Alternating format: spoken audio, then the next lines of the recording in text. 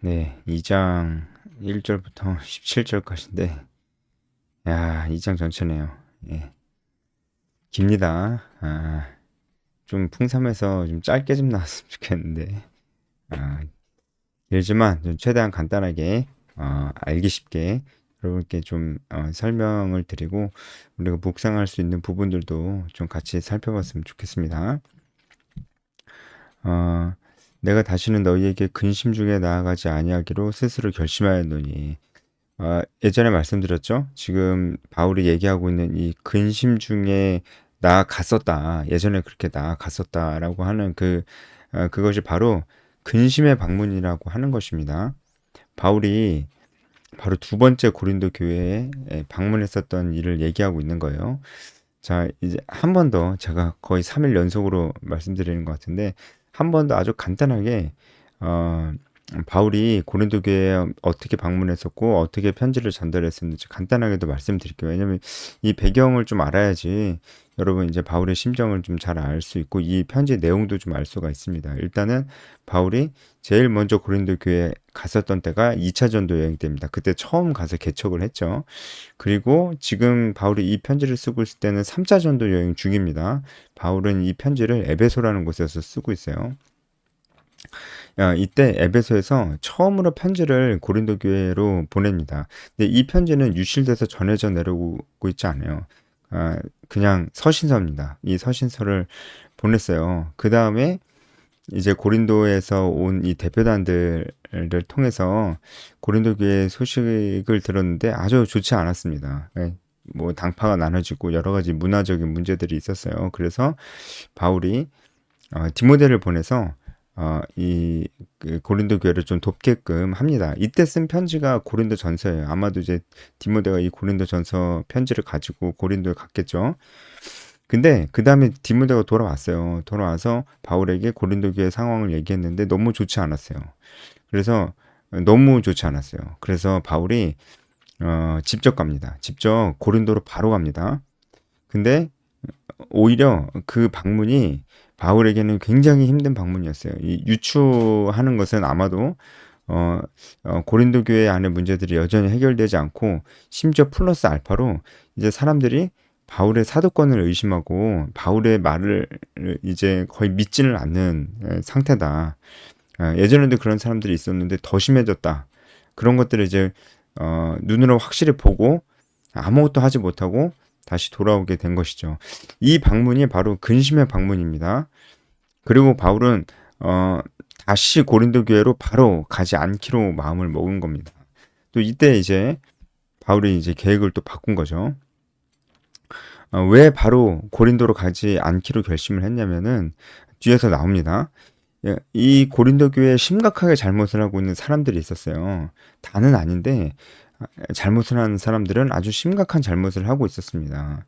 이 사람들이 스스로 돌이키고 회개할 수 있는 기회를 좀 주려고 바울이 다시 가지 않았어요. 근데 그 얘기는 뭐냐면 그 사람들은 반드시 징계를 받아야 된다는 겁니다.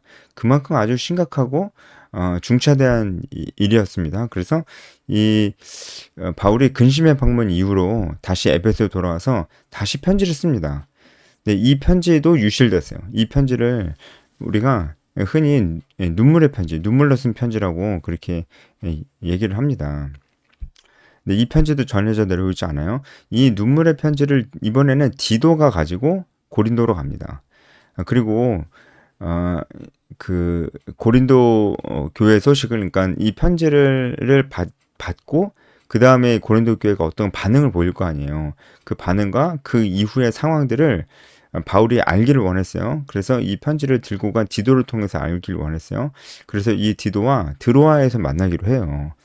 그런데 만나지 못합니다. 왜 그런지 모르겠어요. 그래서 바울이 아주 마음이 굉장히 조급해지고 그래서 이제 드로아를 떠나서 마게도냐라는 곳에서 디도와 만나기로 합니다. 그리고 결국 만납니다. 만나서 좀 기뻐함으로 이 편지를 쓰는데 그 편지가 바로 지금 우리가 묵상하고 있는 고린도 후서입니다. 자, 이 정도 내용들을 좀 아시면 좋겠어요. 그래서 바울이 1절에 내가 다시 근심 중에 나아가지 않기로 결심했다는 것은 근심의 방문 이후에 그리고 눈물의 편지를 쓴 이후에 다시 내가 직접 고린도로 바로 가지는 않겠다. 좀 나중에 가겠다라고 얘기를 한 거예요. 근데 생각보다는 빨리 바울이 고린도로 가게 됐어요. 왜냐면 이제 에베소에서 폭동이 일어나가지고 생각보다 좀 빨리 가긴 했는데 이제 바로 가지는 않을 거다. 왜냐면은 내가 근심의 방문 이후에 그렇게 생각했기 때문이고 그곳에서 심각한 잘못을 하고 있는 사람들에게 회개할 수 있는 기회를 주는 것이 맞고 이제 그런 역할들을 고린도 교회 사람들도 죄를 짓지 않은 이제 그 심각한 죄를 짓지 않은 이제 다른 교인들도 이제 이 일에 그러니까 그런 심각한 죄를 지은 그런 사람들과 어울리지 않고 오히려 그 사람들을 만나서 회유하고 그들이 회개할 수 있도록 돕는 일에 고린도 교회 사람들도 동참하게 하기 위해서인 거죠. 그래서 시간을 좀 준 겁니다. 고린도 교회에. 내가 너희를 근심하게 한다면 내가 근심하게 한 자밖에 나를 기쁘게 할 자가 누구냐. 그러니까 너희만이 나를 기쁘게 할 수 있다. 예, 이렇게 얘기하는 거죠. 어, 너희만이 나를 기쁘게 할 수 있다. 근데 어, 근데 내가 이제 바로 방문하지 않으므로 너네가 좀 힘들 수 있는데 내가 일부러 그러겠냐? 내가 너희들 이만큼 사랑하는데 어, 내가 일부러 그러겠냐? 그게 아니고 어, 이제 그곳에 있는 사람에게 회개할 기회를 좀 주려고 하는 거다. 이제 그런 얘기를 하는 겁니다. 내가 이같이 쓴 것은 내가 갈 때 마땅히 나를 기쁘게 할 자로부터 도리어 근심을 얻을까 염려하며 또 너희 모두에 대한 나의 기쁨이 너희 모두의 기쁨인 줄 이로라 얘기하고 있어요. 어, 그래서 이제 바울이 바로 고린도로 가지 않은 이유에 대해서 좀 얘기를 하는 겁니다. 이제 그들이 좀 돌이킬 수 있도록 시간을 주는 거고 또 바울이 이 눈물로 쓴 편지에 그 잘못을 한 사람들에 대한 징계의 내용도 그 눈물의 편지에 포함이 돼 있었을 것이다라고 보고 있어요. 왜냐면 이제 우리도 이제 뒤에서 볼 건데 그 사람의 징계에 대한 이야기가 나오거든요. 근데 바울이 그 사람의 징계에 대해서 얘기를 한 것 같아요. 눈물의 편지에 그 내용이 포함되어 있는 것 같아요. 그래서 이 편지를 눈물의 편지 혹은 준엄한 편지 이렇게 부르기도 합니다. 그래서 어쨌든 이런 준엄한 편지, 징계를 요구하는 이런 편지를 또 썼기 때문에 바울이 또 바로 가지 않은 거예요. 또 그들이 이제 이 일들을 잘 처리하기를 바랬던 거죠. 내가 마음에 큰 눌림과 걱정이 있어 많은 눈물로 너희에게 썼노니 이게 눈물의 편지죠. 이는 너희로 근심하게 하려 한 것이 아니오 오직 내가 너희를 향하여 넘치는 사랑이 있음을 너희로 알게 하려면. 그죠. 결국은 그들을 사랑하기 때문에 그들이 돌이키길 바라는 마음으로 이 편지를 썼다고 하는 거죠. 여러분 이제 바울의 어떤 이런 심정과 바울이 계속해서 편지를 쓰고 그들을 바로잡고자 하는 이런 노력들을 우리가 계속 보고 있잖아요. 우리가 뭘 묵상해야 될까요? 여러분 분명히 성경은 바울의 이야기를 우리에게 들려주고 있습니다. 근데 바울의 이야기는 바울만이 할 수 있는 삶이 아니에요. 바울만이 살아야 될 삶이라면 성경이 우리에게 이렇게 신약 성경 절반이 바울 이야기인데 바울 얘기만 계속 들려주겠어요? 바울의 삶이 우리의 삶의 모범이 될 수 없고 바울의 삶은 바울만 살 수 있고 바울의 삶은 그냥 목사님들이나 이제 사역자들이나 보고 배워야 될 삶이지 나 같은 평신도하고는 전혀 상관없고 내가 이 삶을 내 모범으로 삼을 필요가 없다. 만약에 그렇게 얘기할 수 있다면은 왜 신약 성경 절반이 다 바울에 대한 얘기겠어요? 그럴 리가 없죠. 그죠? 그 얘기는 뭐냐면 바울의 삶은 우리가 닮아야 될 삶입니다. 바울의 이 심정은 우리가 닮아야 될 심정이고 바울의 이 행동도 우리가 닮아야 될 행동입니다. 바울의 심정과 행동이 뭔가요? 자기가 품고 있는 영혼이 있어요. 근데 그 영혼이 잘 미성숙하게 행동하고 있어요. 그리고 좀 갈등 상황 가운데도 있습니다. 바울은 그 사람을 붙들기 원합니다. 그 사람을 굉장히 사랑합니다. 그리고 그 사람을 바로잡아 줍니다. 바로잡아주기 위해서 굉장히 애써요. 뭐 바로잡아주려고 옳은 얘기하니까 막 싫어하기도 하고 막 관계도 막 굉장히 부담스러워지기도 하고 그러는데 어쨌든 바울은 이 갈등 상황을 정면으로 돌파하려고 하고 포기하지 않고 그들과 대화하려고 하고 하지만 절대 타협점이 없는 분명한 것은 안 되는 것은 안 된다라고 얘기를 하고 그리고 징계해야 될 것은 또 징계해야 된다고 얘기를 합니다. 여러분 이 모습이 우리가 해야 될 모습이에요. 우리가 이렇게 살아야 됩니다. 우리가 누군가를 바울이 고린도 교회를 그럼 바울이 이제 고린도 교인들을 붙들어 줬다면 우리도 누군가를 붙들어 주면서 이렇게 그가 잘못한 것이 있다면은 잘못하고 있다고 얘기해 주면서 붙잡아 주고 돌이키게 해 주고 또 기다려도 좀 주고 하지만 분명한 것을 제시하고 이런 일들을 우리가 해야 된다고요. 여러분 이게 진짜 우리가 살아야 될 삶이에요. 이게 이런 삶이 어떤 삶입니까? 영적 리더의 삶이에요. 이 삶이 우리가 정말 살아야 될 일입니다. 교회에서 하는 수많은 사역들, 이벤트들, 행사들 이런 것들은 그 다음이에요. 여러분 진짜 초대교회 모습들, 우리 특히 신약 성경에서 볼 수 있는 이 초대교회 모습들과 바울 사역의 모습들에 어디 행사하는 모습이 나오나요? 물론 이때는 막 뭔가 행사를 하기가 어려운 시대이기도 했죠. 하지만 어디 행사하는 이야기가 나와요. 그렇지 않잖아요. 정말 그리스도인들이 우리가 어떻게 살아야 되며 우리 신앙이 우리가 삶에 적용할 때 우리 신앙을 삶에 적용할 때 무엇이 정말 중요한지를 우리가 모두 다 해야 될 그 일이 무엇인지를 보여줍니다. 그게 바로 리더의 삶입니다. 리더의 삶은 무엇입니까? 바울이 지금 고린도 사람들을 품고 있는 것처럼 누군가를 품고 정말 사랑하고 하지만 분명한 기준을 제시하고 말씀을 가르치고 또 그들이 변화되도록 기다려주고 또 징계할 건 징계하고 이런 모습이 우리가 다 살아야 될 모습이라고요. 바울은 그런 의미에서 참된 리더였고 고린도 교회를 진짜 사랑했습니다. 사랑하지 않으면은 이렇게 막 바울 그건 사도도 아니다 막 이러면서 막 꺼져라 막 이러는데 뭐 그냥 포기해버리고 말지. 니네들 마음대로 살아라. 고린도 교회 말고 뭐 바울이 있을 데가 없겠어요. 지금 에베소에도 몇 년씩 있는데. 그러니까 바울이 이 고린도 교회를 얼마나 사랑했는지를 우리가 알 수가 있는 거고 우리도 이런 삶을 살아야 되는 겁니다. 그러니까 우리가 절대로 오해하지 말아야 될 것은 교회에서 내가 뭔가를 막 사역을 하는 거예요. 뭐 임원으로 막 리더로 뭔가 사역을 막 하고 뭐 행사 여름 수련회 준비하고 기획하고 진행하고 또 무슨 이벤트 막 기획하고 준비하고 막 하고 그런 것으로 내가 정말 열심히 내 신앙을 가지고 열심히 하고 있구나라고 생각하면은 안 된다라기보다 너무 중요한 부분이 빠졌다라는 거예요. 그건 수고하고 있는 건 맞고요. 좋은 일은 맞아요. 그런데 가장 중요한 일을 당신은 하고 있지 않다.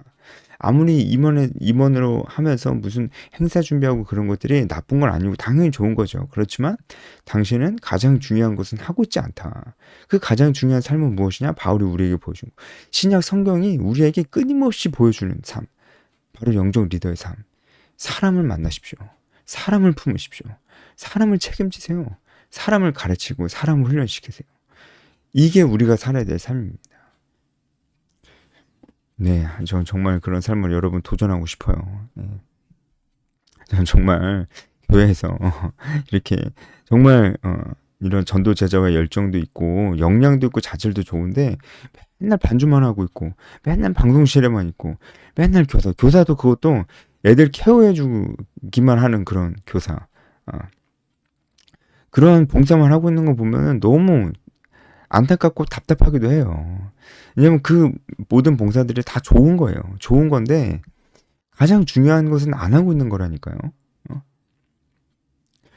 그렇잖아요. 그렇죠. 만약에 뭐 그런 봉사 뭐 성가대, 찬양팀의 교사에 이런 걸 아주 바쁘게 열심히 헌신되어서 하면서 나 이 정도면 참 열심히 산다. 만약에 내가 정말 하나님 보시기에 그래도 내가 잘하고 있다. 이렇게 생각을 만약에 하는 것이 그게 맞는 거라면 도대체 왜 신약 성경은 바울의 삶에 대해서 우리에게 이렇게 많이 얘기해 주냐고요.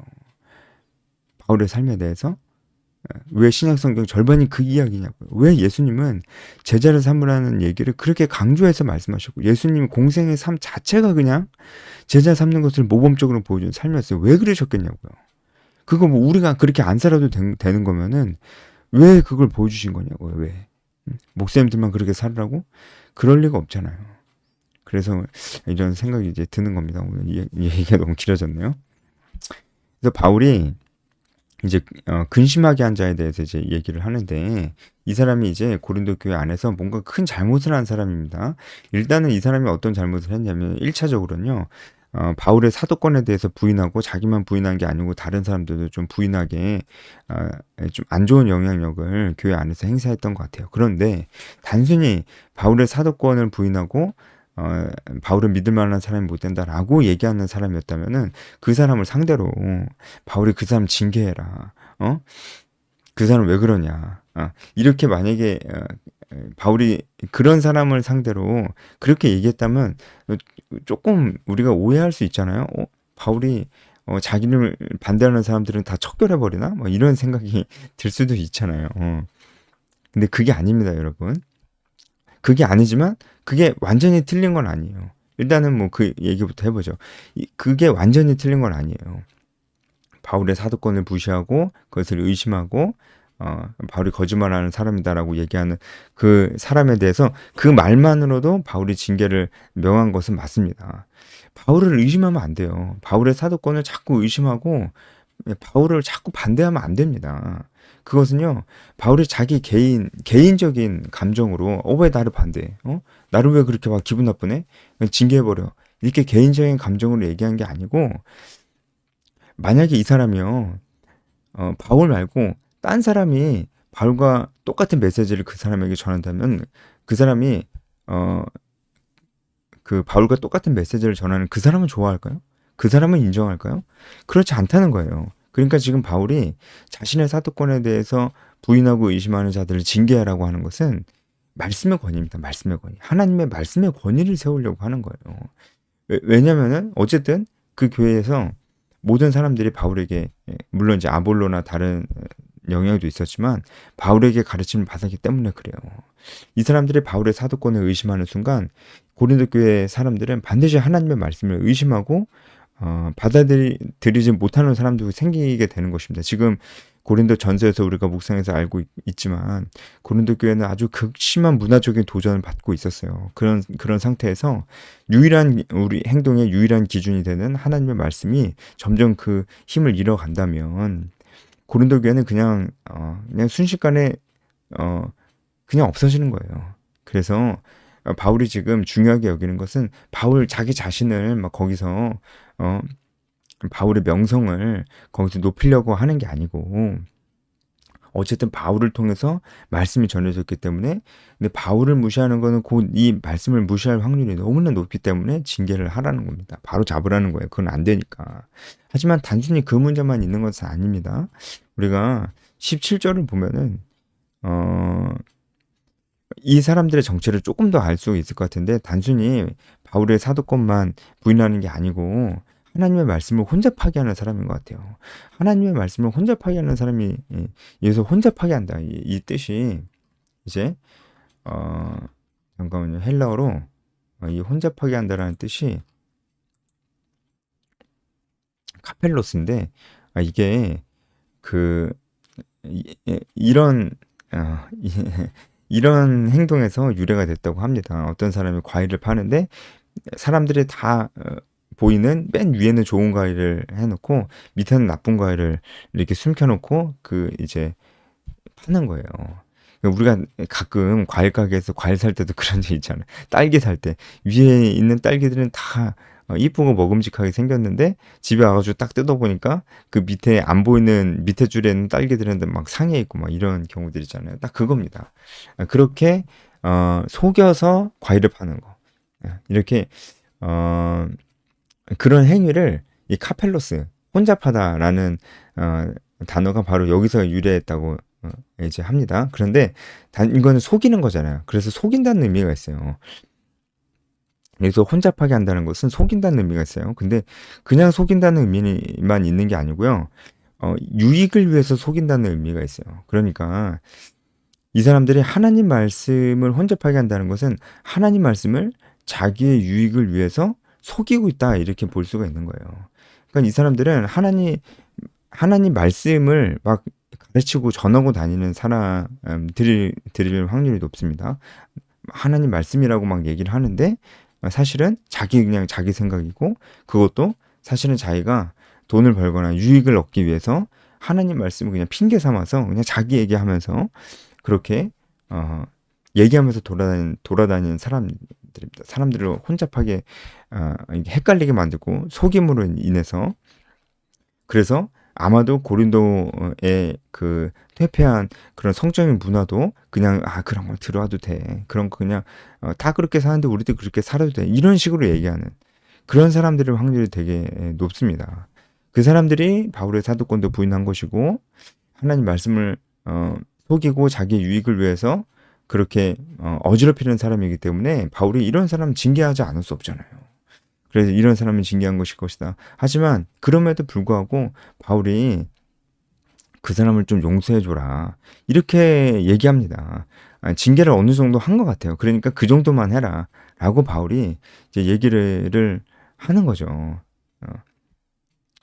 이제 여기서 또 바울이 얼마나 이제 이 고린도 사람들 사랑하는지, 자기가 품고 있는 자기 순환을 얼마나 사랑하는지 또 알 수가 있는 거예요.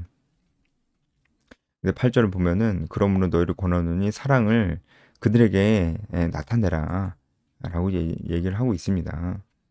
너희가 범사에 순종하는지 그 증거를 알고자 하여 내가 이것을 너희에게 썼노라. 그러니까 이것을 썼노라 할 때 이것은 이제 눈물의 편지죠.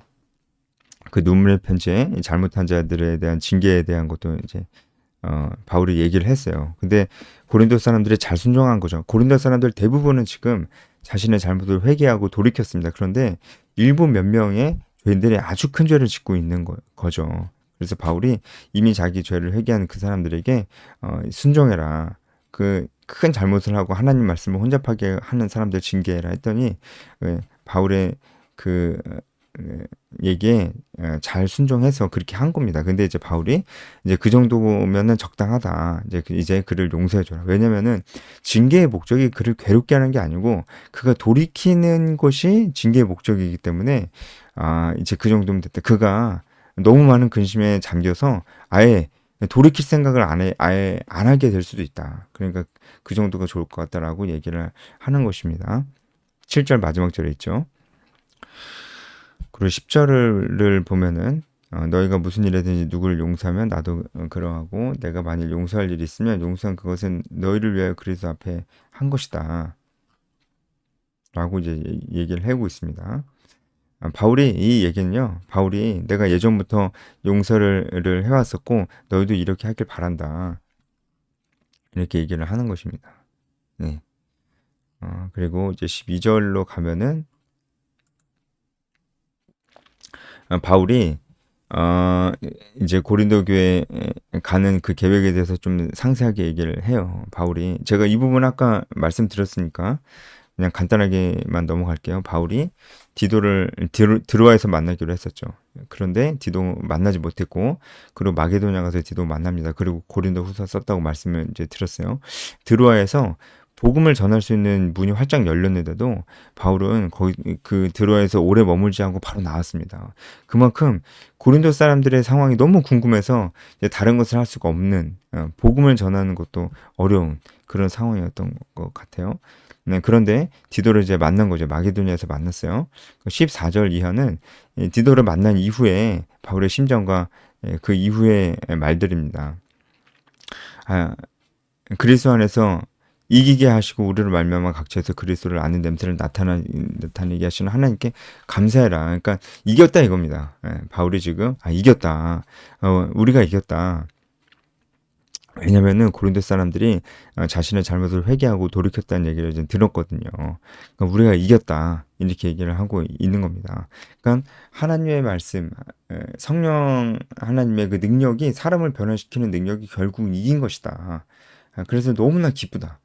이렇게 얘기를 하면서 우리로 말미암아 각처에서 그리스도를 아는 냄새를 나타내시는 하나님께 감사하노라. 여기서 냄새라는 표현을 썼어요. 이 냄새라는 표현이 한 번 더 나오죠. 이제 향기 15절에 그리스도의 향기 또 나오죠. 그 16절에도 냄새가 또 나오죠. 이 표현만 제가 설명해 드리고 마칠게요. 이게 우리가 그리스도의 향기라고 이렇게 얘기를 하고요. 그리고 14절에도 우리로 말미암아 각처에서 그리스도를 아는 냄새를 나타내게 하신다. 우리가 그리스도를 알게끔 하는 냄새라고 하는 거잖아요. 자, 이 냄새는 여기서 말하는 냄새는 막 냄새라고 하니까 되게 막 불쾌한 냄새 같고 막 그런데 그런 게 아니고요. 여기서 냄새는 이제 오스맨이라고 해서요. 이제 재물을 태울 때 나는 냄새입니다. 그러니까 이건 제사와 재물과 굉장히 관련이 깊어요. 재물이 완전히 드려질 때 나는 그 냄새입니다.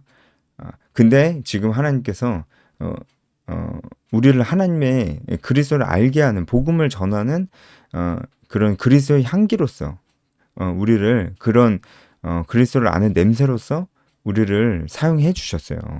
자, 이 말씀은 우리에게 두 가지를 얘기해 주고 있습니다. 첫 번째는 냄새라는 것이 감출 수가 없다는 거예요. 냄새를 감출 수가 없잖아요. 그래서 우리도 그런 의미에서 냄새가 돼야 된다. 그러니까 크리스찬은 정말 우리 안에 믿음이 있으면 감춰지는 게 아니에요. 세상 속에서도 평범한 사람을 사라지는 게 아니에요. 살아가지지 않는다고요. 평범하게. 왜냐하면 우리는 그리스도를 아는 냄새를 가지고 있기 때문에 사람들이 다 알 수밖에 없다고요. 그래서 그냥 조용히 사는 크리스찬이 있을 수가 없다는 거. 우리는 그 자체로 영향력이 있는 사람들입니다. 그거 우리가 하나 기억해야 되고요. 그리고 이 냄새가, 이 향기가 재물을 태울 때 나는 그 연기고 냄새라는 것을 생각해 볼 때 이것은요, 우리의 희생을 요구한다는 것을 알 수 있습니다. 하나님께서 우리를 통해서 그리스도를 아는 향기를 이 세상 사람들에게 보내고 싶어 하시는데, 그러기 위해서는 우리 헌신이, 재물이 태워질 때 냄새가 나는 것처럼 우리가 태워질 때 그리스도의 향기가 나는 것입니다. 우리가 태워져야 됩니다. 그게 중요하다는 겁니다. 그래서 그렇게 해서 우리를 통해서 이 복음이 전달이 되는데, 이 복음을 받아들인 자는 생명에 이르는 냄새, 16절에, 그리고 받아들이지 않는 자는 사망에 이르는 냄새가 된다고 말씀을 하시는 것입니다. 여기까지 하겠습니다.